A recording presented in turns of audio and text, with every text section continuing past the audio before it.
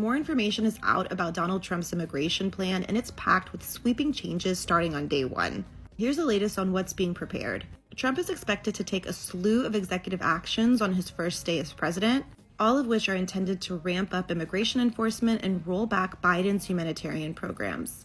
The first and most widely known executive order that he plans on issuing is that relating to mass deportations. He specifically is going to give immigration authorities expanded powers in arresting and detaining undocumented individuals. And what I mean by that is that he's going to depart from Biden's current policy of limited enforcement against non-criminals and instead focus on individuals who have gone through the immigration system and have outstanding orders of removal. There's approximately 1.4 million people who have orders of removal, but it's certainly not clear how many of those individuals are those with really serious criminal history and those who are non-criminals. He also intends on cutting off humanitarian parole programs created under the Biden administration, specifically those programs for Cubans, Nicaraguans, Haitians, and Venezuelans. And if those programs are revoked, it could cut off legal pathways of immigration for tens of thousands of people.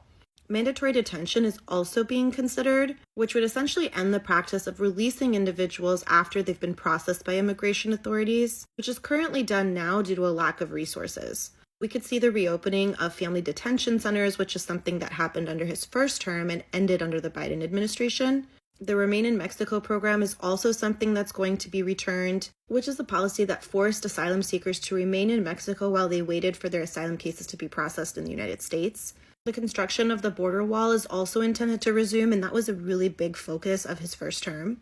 He also plans on expanding private detention facilities and plans on working closely with prisons and county jails in order to increase space for detaining immigrants.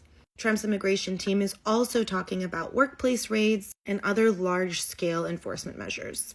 So this isn't necessarily a continuation of prior policies, but rather a roadmap for stricter enforcement in the future.